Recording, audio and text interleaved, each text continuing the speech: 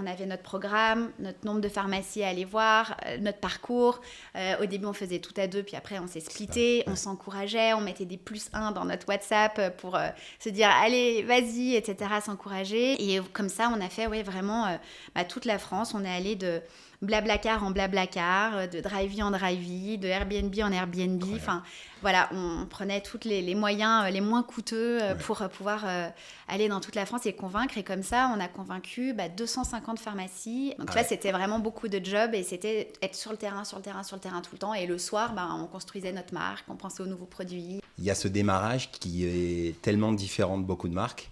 Le fait que vous ayez tourné dans les pharmacies, je pense que ça a créé un lien affectif hyper fort direct avec les pharmaciens. Ils sont pharmaciennes, mais en plus, elles y vont, quoi. Elles ont pas peur, elles rentrent dans les pharmacies.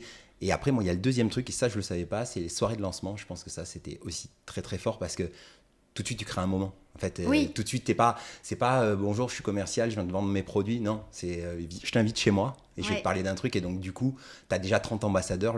À J2, tu as 30 ambassadeurs pour toi, quoi.